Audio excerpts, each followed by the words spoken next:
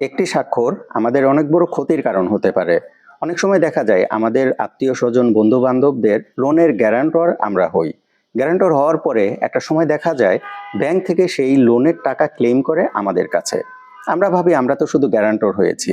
আমাদের মধ্যে অনেকেরই একটা ভুল ধারণা আছে। গ্যারান্টর মানে হয়তোবা সেই লোনের সাক্ষী। কিন্তু বাস্তব চিত্র তা নয়। গ্যারান্টর মানে আপনি সেই লোনের দ্বিতীয় জামিনদার।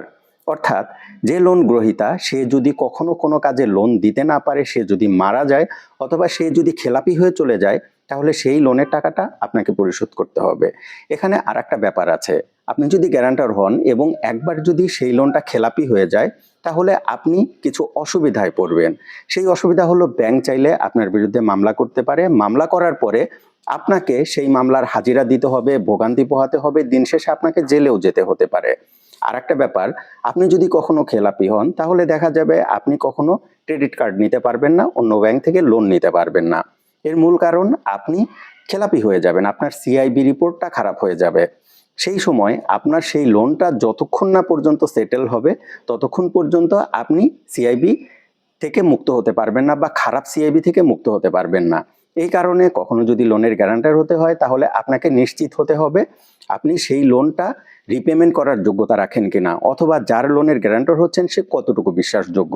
অনেক সময় আমাদের গ্যারান্টর হতে হয়, কিন্তু এমন কারো লোনের গ্যারান্টর হব না যার লোনের গ্যারান্টর হওয়ার ফলে আমাদের সেই লোন নিয়ে দুশ্চিন্তায় থাকতে হবে। একবার ভাবুন, আপনার কোনো বন্ধু লোন নিল, আপনি সেই লোনটা গ্যারান্টর হলেন, গ্যারান্টর হওয়ার পরে আপনার সেই বন্ধু খেলাপি হয়ে গেল। পরবর্তীতে কি করতে হবে? খেলাপি হওয়ার পরে সেই লোনের পুরো দায়ভার আপনার ঘাড়ে আসবে। এই কারণেই বলে গ্যারান্টর মানে কখনো সাক্ষী নয়।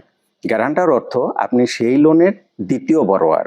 সুতরাং লোনের গ্যারান্টর হওয়ার ক্ষেত্রে অবশ্যই আপনাদের এই নিয়মগুলো জানা থাকতে হবে।